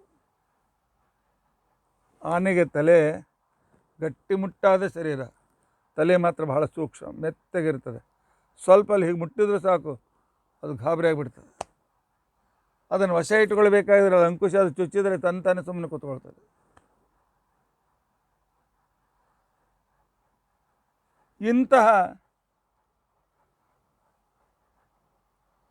ಅಂದರೆ ಆನೆಯ ಗಂಡಸ್ಥಲವನ್ನು ಕಟ ಅದನ್ನು ಆಯಾ ನಾಶ ಮಾಡಿಸ್ತಕ್ಕಂಥ ಸೀಳ್ತಕ್ಕಂಥ ಕಟ ಆಯ ಕಾಟ್ಯ, ಕಟ ಸಂಬಂಧಿ ಕಾಟ್ಯ ಕಾಟ್ಯಾಯ, ಆನೆಯ ಗಂಡಸ್ಥಲವನ್ನು ಸೀಳ್ತಕ್ಕಂತಹ ಪರಮಾತ್ಮನಿಗೆ ಕಾಟ್ಯಾಯ ಅಂತ ಕೊಡಂತ ಹೇಳ್ತಾರೆ. ಆನೆಯ ಗಂಡಸ್ಥಲ ಯಾವಾಗ ಮಾಡ್ತಾನೆ? ಆನೆಯ ಗಂಡಸ್ಥವನ್ನು ಸೀಳುವ ಸಾಮರ್ಥ್ಯ ಇರುವುದು ಸಿಂಹಕ್ಕೆ ಮಾತ್ರ. ಪರಮಾತ್ಮ ನೃಸಿಂಹ ರೂಪವನ್ನು ತೆಗೆದುಕೊಂಡು ಸೊಕ್ಕಿಗೆ ಬಂದಿರತಕ್ಕಂತಹ ಅಸುರರು ಅಂತಕ್ಕಂತಹ ಆನೆಗಳ ಮದಮತ್ತ ಆನೆಗಳ ಗಂಡಸ್ಥಳವನ್ನು ಸೀಳಿ ಅವರನ್ನು ನಾಶಪಡಿಸ್ತಕ್ಕಂಥ ಅಸುರಾರಿ ನೃಸಿಂಹದೇವರು. ಆದ್ದರಿಂದ ನಮಃ ಕಾಟ್ಯಾಯ, ನೃಸಿಂಹದೇವರೇ ನಿಮಗೆ ನಮಸ್ಕಾರ ಅಂತಿಕೊಂಡಂತೇಳಿ ಹೆಸರು. ಇನ್ನು ಸಂಸ್ಕೃತದಲ್ಲಿ ಕಟ ಶಬ್ದಕ್ಕೆ ಹುಲ್ಲಿನ ಹಗ್ಗ, ನಾರಿನ ಹಗ್ಗ ಅಲ್ಲ, ಹತ್ತಿ ಹಗ್ಗ ಅಲ್ಲ, ಹುಲ್ಲುಗಳನ್ನು ಸೇರಿಸಿ ಹಗ್ಗವನ್ನು ಮಾಡಿದರೆ ಆನೆಗಳನ್ನು ಕಟ್ಬೋದು ಅದರಿಂದ ಅಂತ, ಅಷ್ಟು ಗಟ್ಟಿಯಾಗಿರ್ತದೆ ಅದು. ಪರಮಾತ್ಮ ಕಾಟ್ಯಾಯ, ಹೌದು, ಹಗ್ಗದಿಂದ ಸಂಸಾರ ಅಂತಿಕೊಂಡಂತೇಳಿ ಹಗ್ಗದಿಂದ ನಮ್ಮನ್ನು ಕಟ್ಟಿ ಹಾಕಿಬಿಟ್ಟಿದ್ದ. ನಾನು ನದಿಯಿಂದಲಿರಬೇಕು, ನಾನು ಪರ್ಮಿಷನ್ ಇಲ್ಲದೆ ಒಂದು ಹೆಜ್ಜೆ ಇಡ್ಲಿಕ್ಕೆ ಆಗೋದಿಲ್ಲ ಅಂತ ಹೇಳಿ ಸಂಸಾರ ಬಂಧನದಲ್ಲಿ ನಮ್ಮನ್ನು ಇಟ್ಟು ನಮ್ಮ ಕಡೆಯಿಂದ ಸಾಧನೆಯನ್ನು ಮಾಡಿಸ್ತಕ್ಕಂಥ ಶ್ರೀಹರಿಗೆ ಕಾಟ್ಯಾಯ ಅಂತ ತಿಳ್ಕೊಂಡಂತೇಳಿ ಹೆಸರು. ಆದ್ದರಿಂದಾಗಿ ಪರಮಾತ್ಮನಿಗೆ ಇನ್ನು 4ನೇ ಅರ್ಥ ಕಟ ಶಬ್ದಕ್ಕೆ ಅತಿಶಯ ಅಂತ ತಿಳ್ಕೊಂಡಂತೇಳಿ ಹೆಸರು, ಸಮಯ ಅಂತ ತಿಳ್ಕೊಂಡಂತೇಳಿ ಹೆಸರು. ಅರ್ಥ ಇದೆ. ಕಾಲನಿಯಾಮಕನಾಗಿ ನಮ್ಮ ಶರೀರವನ್ನು ಹೊರಗಿನಿಂದ ಸಂರಕ್ಷಣೆ ಮಾಡ್ತಾ, ನಮ್ಮ ಶರೀರದ ಎಲ್ಲ ಆಗುಹೋಗುಗಳನ್ನು ಕೂಡ ಸರಿಯಾದ ರೀತಿಯಲ್ಲಿ ಸರಿಯಾಗಿ ಮಾಡಿಸ್ತಕ್ಕಂಥ, ಪ್ರೇರಿಸ್ತಕ್ಕಂಥ ಭಗವಂತನಿಗೆ ಕಾಟ್ಯಾಯ ಅಂತ ತಿಳ್ಕೊಂಡಂತೇಳಿ ಹೆಸರು. 5ನೇ ಅರ್ಥ ಕಟ ಅಂತಿಕೊಂಡಂತಂದರೆ ಗುಡಿಸಲು ಅಂತ ಅರ್ಥ. ಹುಲ್ಲುಗಳಿಂದ, ಎಲೆಗಳಿಂದ ಇತ್ಯಾದಿಗಳಿಂದಾಗಿ ಮಾಡಲ್ಪಟ್ಟಿರ್ತಕ್ಕಂತಹ ಗುಡಿಸಲಕ್ಕೆ ಕಾಟ್ಯ ಅಂತ ತಿಳ್ಕೊಂಡಂತ ಹೆಸರು. ಹೌದು, ಪರಮಾತ್ಮ ರಾಮಾವತಾರದಲ್ಲಿ ಗುಡಿಸಲಿನಲ್ಲಿ ವಾಸ ಮಾಡಿದ್ದಾನೆ. ಪರಮಾತ್ಮ ತಾನು ವೇದವ್ಯಾಸ ಅವತಾರದಲ್ಲಿ ಗುಡಿಸಲಿನಲ್ಲಿ ವಾಸ ಮಾಡಿದ್ದಾನೆ. ಆದ್ದರಿಂದಾಗಿ ಗುಡಿಸಲಲ್ಲಿ ವಾಸ ಮಾಡಿರ್ತಕ್ಕಂಥ ಶ್ರೀಹರಿಯೇ ನಿನಗೆ ನಮಸ್ಕಾರ ಅಂತ ತಿಳ್ಕೊಂಡಂತೇಳಿ ಕಾಟ್ಯಾಯ ಅಂತ ತಿಳ್ಕೊಂಡಂತ ಹೇಳ್ತಾರೆ. ಇನ್ನು ಕಟ ಶಬ್ದಕ್ಕೆ ಸ್ಮಶಾನ ಅಂತ ಅರ್ಥ. ಪರಮಾತ್ಮ ಯಾವಾಗ ನಮ್ಮ ಕೈ ಬಿಡ್ತಾನೆ ಆಗ ನನಗೆ ಮನೆಯಲ್ಲಿ ಯಾರು ಇಟ್ಕೊಳ್ಳೋದಿಲ್ಲ. ಮೃತ ಶರೀರ ಯಾರು ಇಟ್ಕೊಳ್ತಾರೆ, ಹೋಗಿ ಸ್ಮಶಾನದಲ್ಲಿ ಸುಡ್ತಾರೆ. ಹೀಗಾಗಿ ನಮಃ ಕಾಟ್ಯಾಯ, ತನ್ನ ಸನ್ನಿಧಾನವನ್ನು ಕಳೆದುಕೊಂಡಿರ್ತಕ್ಕಂಥವರನ್ನು ಸ್ಮಶಾನ ಘಾಟಿಗೆ ಪ್ರೇರಿಸ್ತಕ್ಕಂಥವನ, ಸ್ಮಶಾನಕ್ಕೆ ಕಳಿಸ್ತಕ್ಕಂಥವನಾದ್ದರಿಂದಾಗಿ ಭಗವಂತನಿಗೆ ಕಾಟ್ಯಾಯ ಅಂತ ತಿಳ್ಕೊಂಡಂತ ಹೇಳಿ. ಒಂದೊಂದು ಅರ್ಥಕ್ಕೂ ವಿಸ್ತಾರವಾದ ಘಟನೆಗಳನ್ನು ಹೇಳ್ಬೋದು, ಸಮಯ ಇಲ್ಲ ಅಂತ ತಿಳ್ಕೊಂಡಂತ ನಾನು ಹೇಳ್ತಾ ಇಲ್ಲ. ಕಟ ಶಬ್ದಕ್ಕೆ ಔಷಧಿ ಅಂತ ಹೆಸರು. ಪರಮಾತ್ಮ ತಾನು ಗಂಗಾ ನೀರಿನಲ್ಲಿ ಔಷಧಿ ರೂಪದಿಂದ ಇದ್ದು ಧನ್ವಂತರ ರೂಪದಿಂದ ಔಷಧಿಯನ್ನು ಕೊಡ್ತಾ ನಮ್ಮ ರೋಗಗಳನ್ನು ದೂರ ಮಾಡ್ತಾನೆ. ಅದಕ್ಕೆ ನಾವು ಚಿಕ್ಕವರಿರುವಾಗ ಔಷಧಿ ಕೊಡಲಿಕ್ಕೆ ಕಹಿ ಇರ್ತಾ ಇತ್ತು. ಅಲೋಪತಿ ಇನ್ನೂ ಪೂರ್ತಿ ಬಂದಿರಲಿಲ್ಲ. ಎಲ್ಲ ಆಯುರ್ವೇದ ಕಷಾಯಗಳು ಕಹಿಯಾದ ಕಷಾಯ. ಆದರೂ ಕೂಡ ನಮ್ಮ ಹಿರಿಯರು ನಮಗೇನು ಹೇಳ್ತಾ ಇದ್ರು ಅಂತ ತಿಳ್ಕೊಂಡಂತಂದರೆ, ನೋಡಪ್ಪ, ಔಷಧಂ ಜಾಹ್ನವಿ ತೋಯಂ. ಔಷಧ ಅಂತಂದರೆ ಗಂಗಾ ನೀರು. ವೈದ್ಯ ಇದನ್ನು ಪ್ರಿಸ್ಕ್ರಿಪ್ಷನ್ ಬರೆದು ಕೊಟ್ಟಿರ್ತಕ್ಕಂಥ ವೈದ್ಯರು, ವೈದ್ಯೋ ನಾರಾಯಣೋ ಹರಿಹಿ, ಪರಮಾತ್ಮನೇ ವೈದ್ಯನಾಗಿದ್ದಾನೆ. ಆದ್ದರಿಂದಾಗಿ ಔಷಧಿ ತೆಗೆದುಕೊಳ್ತೇನೆ, ನನ್ನ ರೋಗ ಗುಣವಾಗಲಿ ಅಂತ ತಿಳ್ಕೊಂಡಂಥೇಳಿ ಈ ಶ್ಲೋಕ ಹೇಳಿ ಔಷಧಿ ತೆಗೆದುಕೊಳ್ಬೇಕು. ಔಷಧಂ ಜಾಹ್ನವಿ ತೋಯಂ ವೈದ್ಯೋ ನಾರಾಯಣೋ ಹರಿಹಿ ಅಂತ ತಿಳ್ಕೊಂಡಂಥೇಳಿ ಪರಮಾತ್ಮನ ಅನುಸಂಧಾನ ಮಾಡಬೇಕು. ಅಥವಾ ಕಟ ಶಬ್ದಕ್ಕೆ ಸಿಂಹಾಸನ ಅಂತ ತಿಳ್ಕೊಂಡಂತ ಹೇಳ್ತಾರೆ. ಜಗತ್ತಿನ ಸಿಂಹಾಸನದಲ್ಲಿ ಸನ್ನಿಹಿತನಾಗಿದ್ದುಕೊಂಡು ಜಗತ್ತಿನ ನಿಯಾಮಕತೆಯನ್ನು, ಜಗತ್ತಿನ ಆಗುಹೋಗುಗಳನ್ನು ನಡೆಸ್ತಕ್ಕಂಥ ಭಗವಂತನಿಗೆ ಆ ತನ್ನ ರತ್ನಜಡ ಸಿಂಹಾಸನ ಕುಳಿತುಕೊಂಡು ನಮಗೆ ಪ್ರೇರಿಸ್ತಕ್ಕಂಥ ಭಗವಂತನಿಗೆ ಕಾಟ್ಯಾಯ ಅಂತ ತಿಳ್ಕೊಂಡಂತೇಳಿ ಹೆಸರು. ಇನ್ನು ಕಟ ಶಬ್ದಕ್ಕೆ 9ನೇ ಅರ್ಥ ಕವಾಟ, ಬಾಗಿಲು ಅಂತ ಅರ್ಥ. ಪರಮಾತ್ಮನಿಗೆ ಕಾಟ್ಯಾಯ, ಕಟ ಸಂಬಂಧಿ ಭಕ್ತರಿಗೋಸ್ಕರ ಯಾವಾಗಲೂ ಬಾಗಿಲು ತೆರೆದಲ್ಪಟ್ಟಿದೆ. ಭಗವದ್ವೇಷಗಳಿಗೋಸ್ಕರ ಬಾಗಿಲು ಯಾವಾಗಲೂ ಮುಚ್ಚಲ್ಪಟ್ಟಿದೆ. ಆದ್ದರಿಂದಾಗಿ ತಾನು ಸಜ್ಜನರಿಗೆ ತೆರೆದ ಬಾಗಲಾಗಿ, ಕಂಸ ದುರ್ಯೋಧನ ಆಗಿರ್ತಕ್ಕಂಥ, ಕಂಸ ಹಿರಣ್ಯಕಶ್ಯಪ ಮೊದಲಾಗಿರ್ತಕ್ಕಂಥ ಮಹಾದುಷ್ಟರಿಗೋಸ್ಕರ ಪರಮಾತ್ಮ ತಾನು ತೆರೆದ ಅಥವಾ ಮುಚ್ಚಿದ ಬಾಗಿಲುಳ್ಳವನಾಗಿ ಅವರಿಗೆ ಅನುಕೂಲವನ್ನು ಮಾಡಿಕೊಡ್ತಾನೆ. ಹೀಗೆ ಅನೇಕ ರೀತಿಯಾದಂಥ ಶಬ್ದಗಳನ್ನು ಸಂವಾರ ಮಾಡಿ ಒಂದು ಕಾಟ್ಯಾಯ ಶಬ್ದಕ್ಕೆ 9 ಅರ್ಥಗಳನ್ನು ನಾವು ತಿಳಿದುಕೊಳ್ಳುವ ಪ್ರಯತ್ನ ಮಾಡಿದ್ದೇವೆ. ಇಂತಹ ಪರಮಾತ್ಮನ ಅನುಗ್ರಹ ನಮ್ಮ ಮೇಲೆ ಆಗಬೇಕು.